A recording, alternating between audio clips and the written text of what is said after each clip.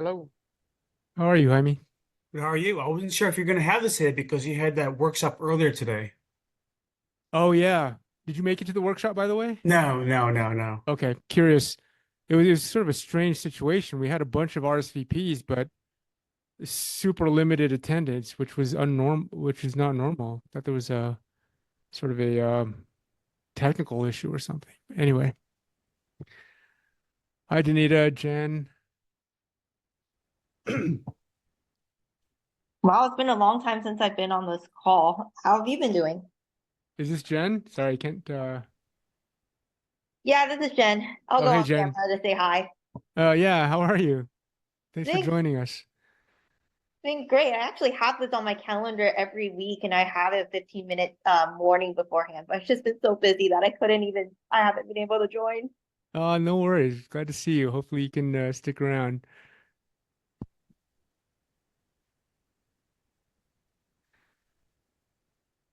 Yeah, last week I was out. I was traveling with the family, so this session was rescheduled for this week. So let me put this into the chat here.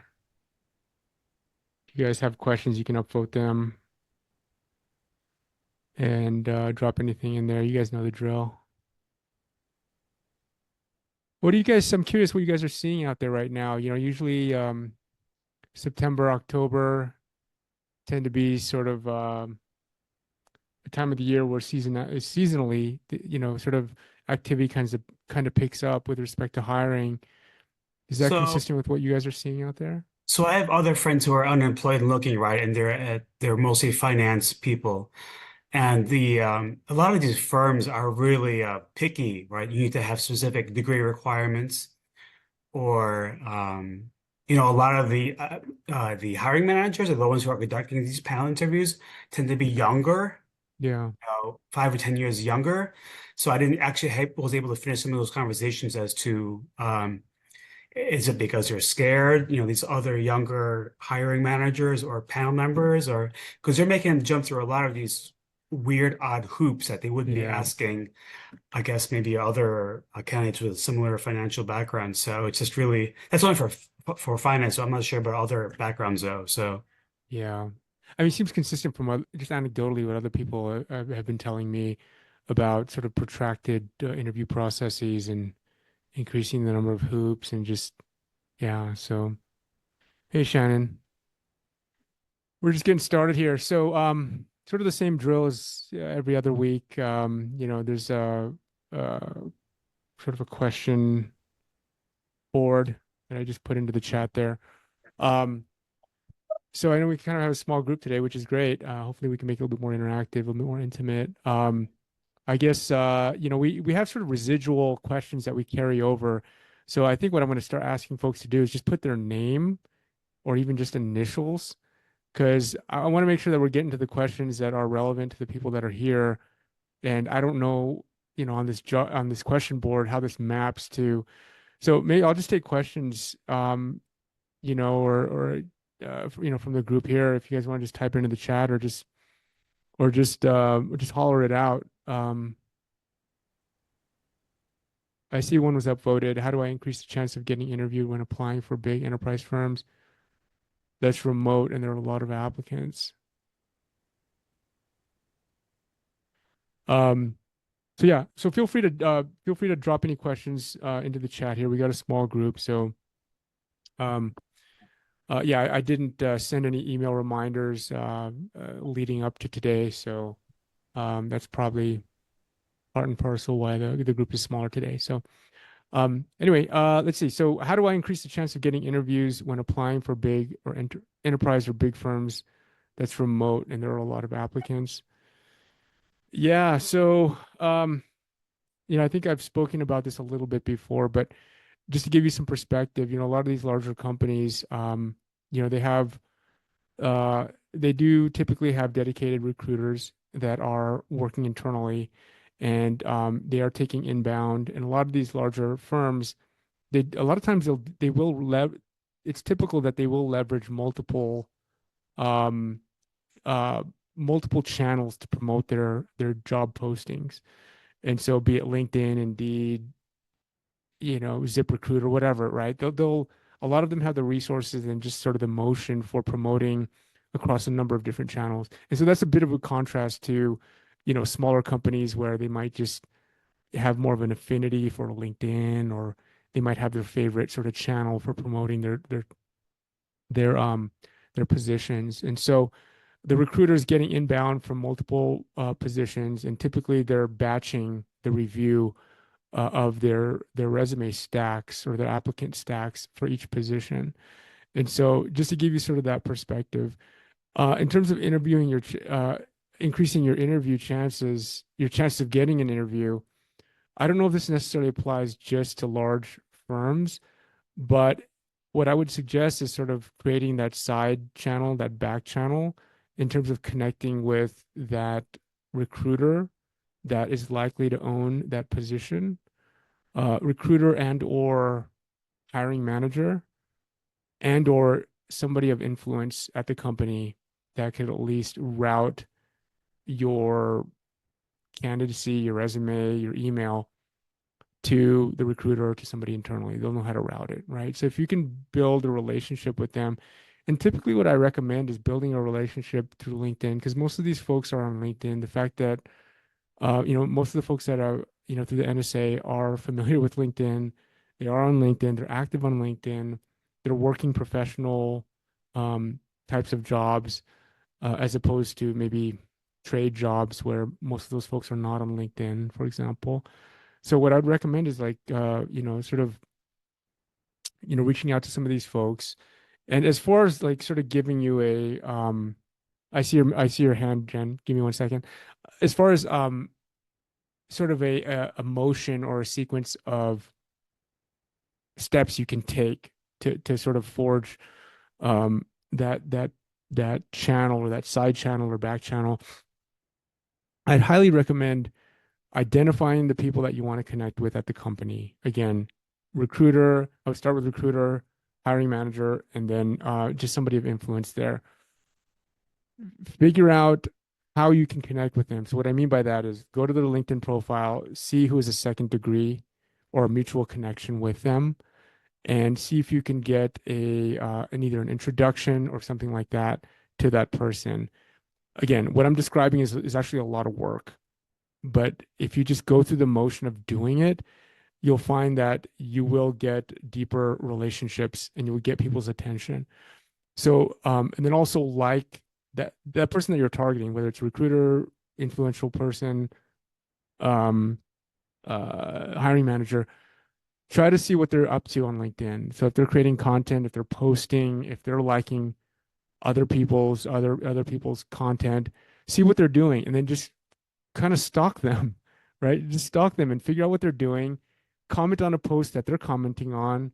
Comment on their comment, right? And make it meaningful, right? Something that'll stick out, right? Like chances are, if they are in the industry, maybe they're commenting on what it means to be a product manager, hypothetically, or sort of the cutting edge trends in AI. If that's something that interests you, comment on it, right? And make it relevant and real to who you are. Make it an authentic comment, right? And then they'll start to associate your name with that comment. And then when you reach out to them, either through a LinkedIn message or connect request, it's not completely cold, right? It's somewhat warm, maybe lukewarm, right?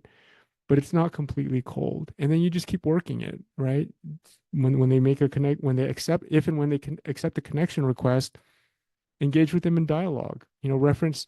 It's kind of like how you would meet somebody maybe at a cocktail party or whatever, a happy hour, or your kid's school birthday party or something, right?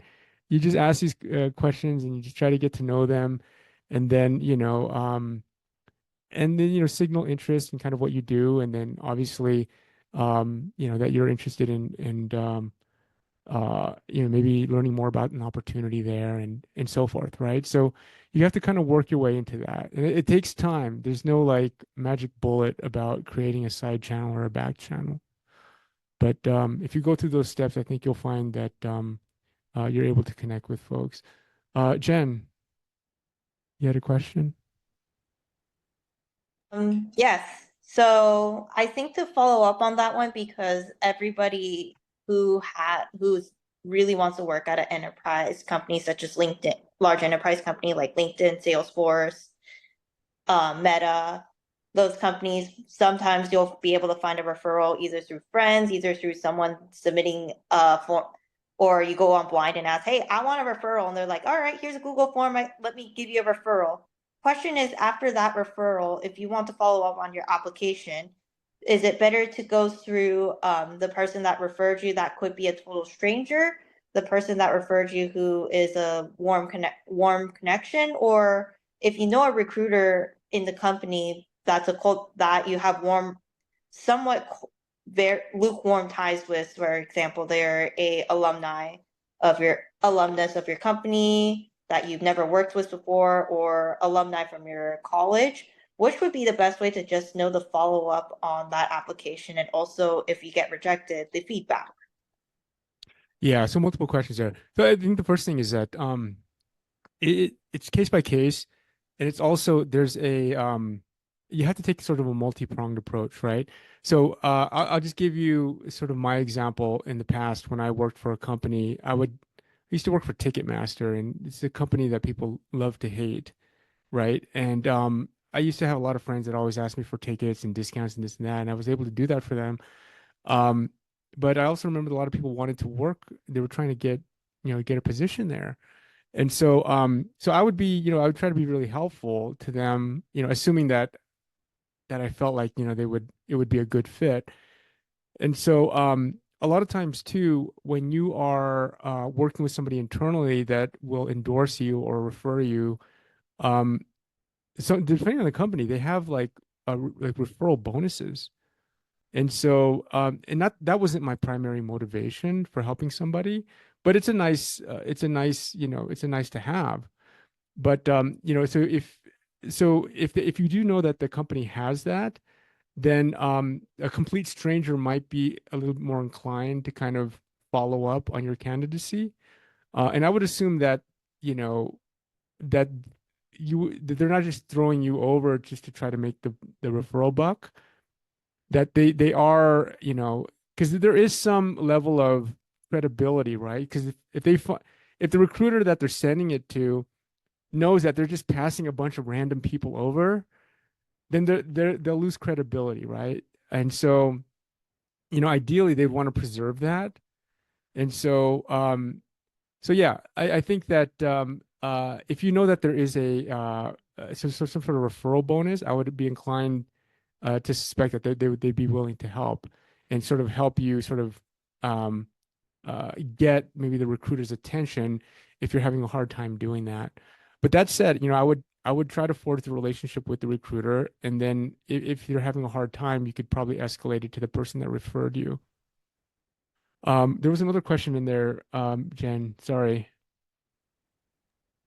No, I think you covered the main question that I was asking, because Okay. it's just mainly who do you follow up with? Who do you follow up with to know where you're at in the pipeline? I've actually done this at another company where I'm currently interviewing for TikTok, and instead of reaching out to a recruiter, because I know every recruiter on TikTok works on different things, and I don't have any warm leads. Sometimes it is okay to follow up with the person, especially depending on how warm your connection is, whether they're actually a personal friend of yours, which is what happened at TikTok, or Yeah. someone I just met at someone's farewell party who was willing to reach out and network and give me a referral. Yeah. Yeah. Okay. Um, I'm looking at the chat here. Shannon, I don't have a question, but a comment. Thank you. Oh, awesome. That's great to hear. Love that. Let's see, Jaime, is it true that smaller firms, big enterprise may not be as competitive for job applicants and or networking? By small firms, you mean big enterprise? No, smaller firms are like say if I want to go for like consulting for nonprofit. So someone had told me that I should maybe apply for like a second or third tier like boutique firms that may not be as big names as say Deloitte, Accenture, Boston Consulting Group, because those tend to attract a lot of applicants and a lot of competition for those jobs. So I wanted to see what your and it could be also be for tech too as well. Like everybody wants to work for the FANG companies. So what in your as a recruiter, what would be your advice? Because we all love for the work for the big name firms, but there's always competition for those. So look, what are your thoughts on for us who are still in the middle of a career change? Um, because everyone else again wants to work for those big name Yeah, companies. you might get more attention at a smaller firm. And it also depends on sort of the economic cycle and kind of the hiring cycle. Like when big firms slow their hiring, they just kind of slow it across the board, right? Whereas a small firm might be hiring, they might be more adept to hire opportunistically, right? And so, in smaller firms too, like especially if they don't have a big brand, they're probably not on the radar and so fortunately they probably don't get as many applicants, right? And so I could see that being valid. It's probably on a case by case basis, but I can see that dynamic, And so you might have better luck at a smaller company where the hiring manager is the recruiter, um, and maybe they're the decision maker, right? Maybe they're the sole decision maker. So if you could build a relationship with them, it's almost analogous to, SMB versus mid-market versus enterprise sales. The enterprise sale is very complex, right? A bunch of different stakeholders, sales cycles are super long, it's just much more complex. Whereas an SMB, it's just, there's usually one, maybe two decision makers. The sales cycles are probably they're shorter, right? And so yeah, I think a lot of that carries over, because as far as like companies hiring, that is a purchase decision on their part, right? They're investing in that next hire, and so I've seen in my experience, I've seen that as being analogous. Larger companies, more complex sales cycle, more complex interview processes, and then on the other end of the spectrum, it can move a lot faster. Also, the thing too is like I found that there's more wiggle room for negotiation in smaller companies, right? Because that person that is also the hiring manager and the recruiter, they're probably also they might even be the finance person, or they might have a huge influence on finance. So you get all that rolled into one person, and if you want to negotiate with that person, they don't have to run it up to finance or some bureaucracy to get something approved. It's like, okay, they're connecting all the dots. This would So make a those are some of great the blog dynamics. post for you, Eric. Sorry to interrupt. That would make a great blog post because I actually forgot about that advice for like a long time now, and then suddenly a recruiter friend of mine was saying that, oh yeah, you should really aim for the smaller firms because these big firms just have too much competition, and as you said, maybe a longer sales cycle as well too. Yeah. Yeah. I mean, that's what I've seen in the experience. Maybe I'll squeeze a blog post out of the transcript here. Appreciate the idea.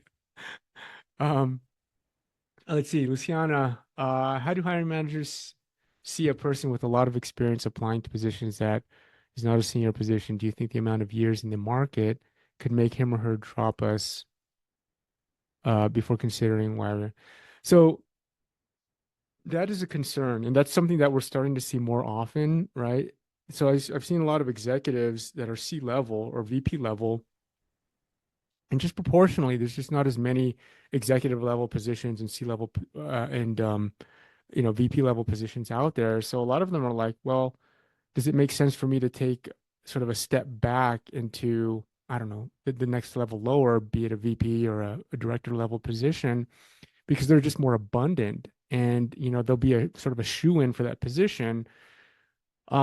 So the logic does kind of make sense. And I see people sort of doing that right now because they can get more interviews. But when you think about from the perspective of a recruiter, there's a risk to that. And when I see somebody that's overqualified, my first concern is that they're going to want too much money that's out of the budget for the position. Or if they're comfortable with the comp range, it's going to be short-lived. And at some point, the market's going to turn around, or they'll come and get this job, and they'll probably knock the job out of the park, right? Because they've done it before. But meanwhile, they're looking around and they're keeping their eyes out. So as far as the risk for a recruiter or the hiring manager is a sort of a flight risk, right? And so that's the thing. The other thing too is like depending on the kind of company you're interviewing for, they might not be hiring for experience as much as for how do you say, like aptitude or high potential, right? And so if you're coming in there and you've already been there and done that, yeah, you can do the job.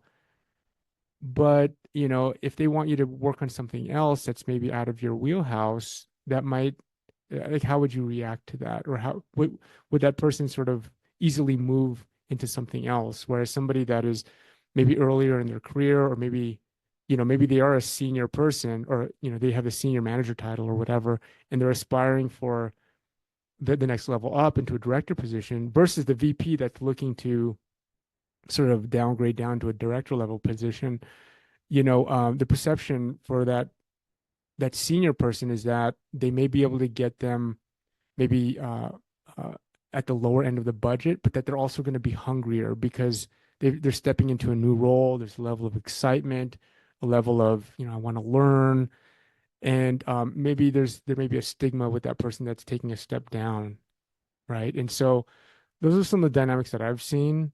Um, just looking back at the question here. I do want to say something. Yeah. Like it's, I don't know if we can address this on a cover letter. Sometimes I feel that people don't read the cover letters. I'd like to know how you feel, but sometimes you are changing careers, like you are changing what you do.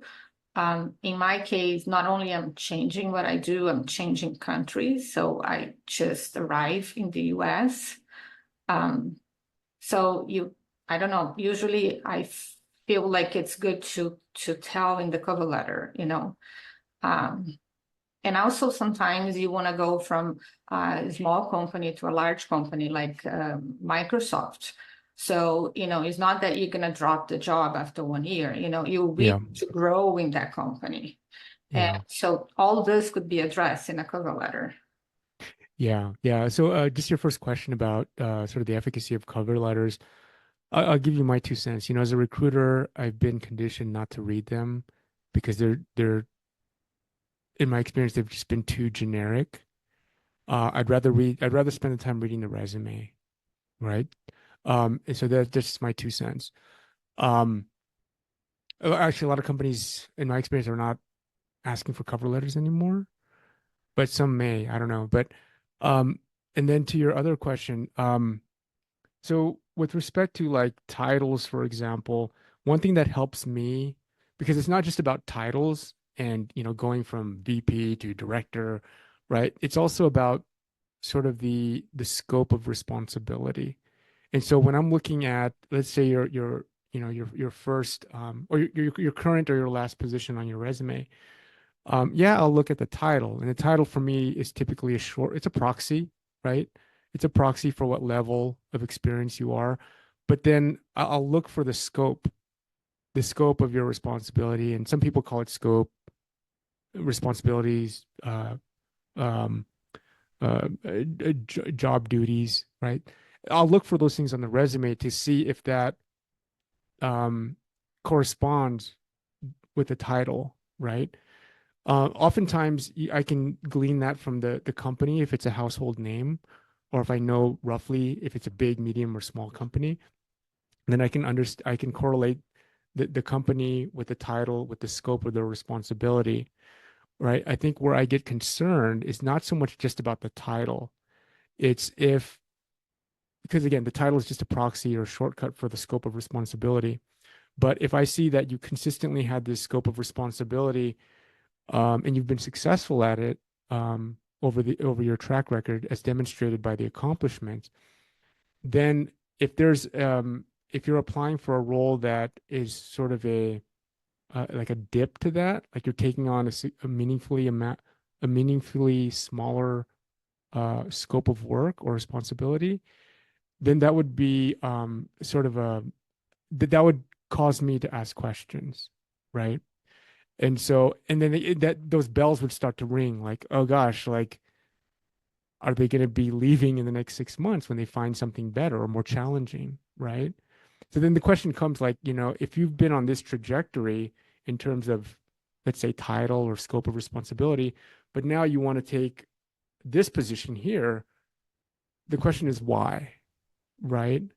Because that's my job as a recruiter, is to understand like where you've been and where you are and where you're going, and making sure that that is that aligns with the role, right? Because ideally I want to hire, I'm representing the interests of the hiring manager, and ideally the hiring manager wants somebody that they can invest in. And it's hard to invest in somebody that you feel is going to be leaving in 6 months or 9 months, right?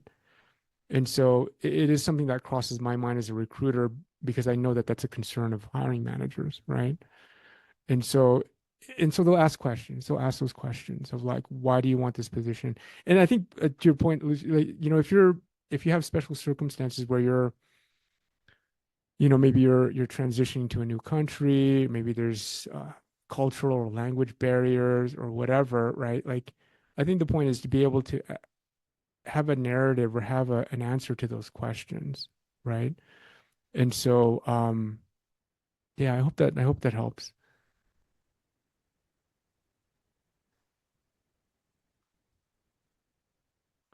Um, let's see. I see a question here on the question board. With the recent drop in interest rates, have you noticed any changes or movements in VC? I think we answered this question a few weeks ago, but I have noticed some. Just again, a lot of my evidence is anecdotal, so just add it to your uh, your anecdotal evidence, I guess. Um, yeah, I've seen a little bit of uptick in terms of activity, and just anecdotes from other people of uptick in activity, be it recruiting activity, being starting new projects. A friend of mine is a software engineer, and he does a lot of freelance work, and he told me that he's seen a lot of like sort of upticks in companies looking for his services over the past few weeks. And so maybe that correlates with the whole September, October timeframe, where it's like right after summer, but right before the end of the year, right before the holidays, where people are trying to get stuff done, right? They're trying to, do something with their budget. They're trying to, you know, make things happen before the end of the year. So anecdotally, I'm seeing, some upticks, which is encouraging. And hopefully that continues into the new year. Um,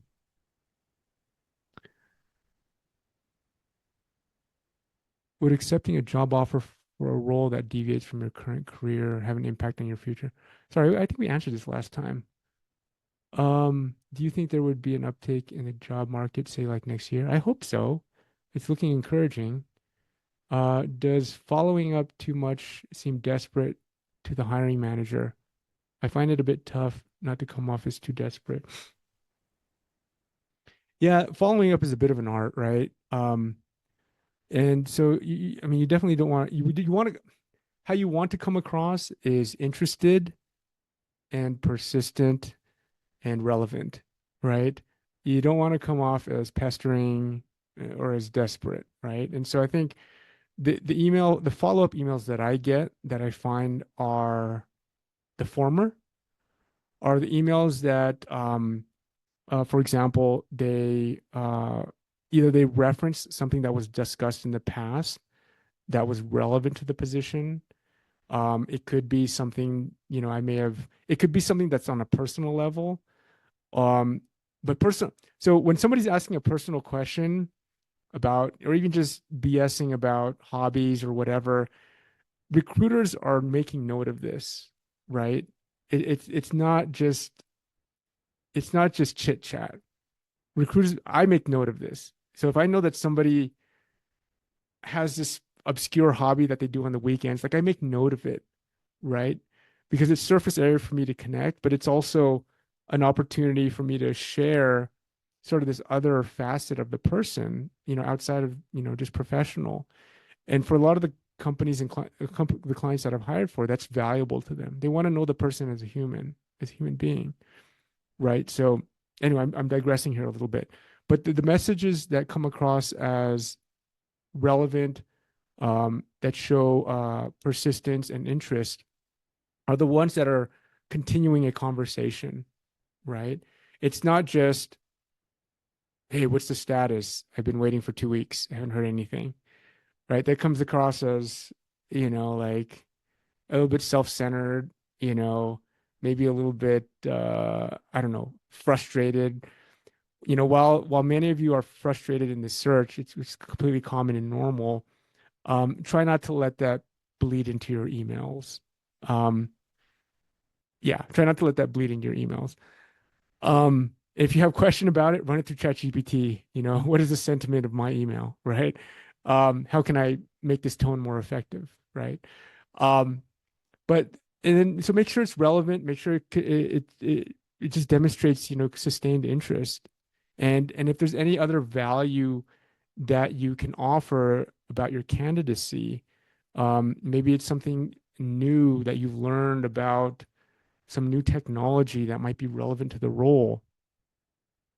Most recruiters will, if it's relevant, and they think the hiring manager will be interested, they'll pass that back up to the recruiter or to the hiring manager. Hey, I got this message from Jaime, right? He seems really interested, or whatever, right? That's what I would do. Like if I saw an email like that, I would forward it on to the hiring manager. So yeah, assume that anything that you send to the recruiter or to the hiring manager in this question or this case, assume that anything you send to the recruiter is fair game, that it's going to make it to the hiring manager at some point, so hopefully that helps. All right, let me see, there's another question here. Can a recruiter or hiring manager tell if a candidate is faking interest in a position?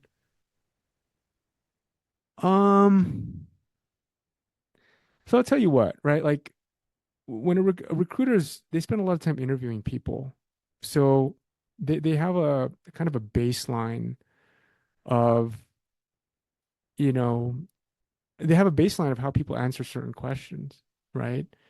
And so I think the short answer is yes.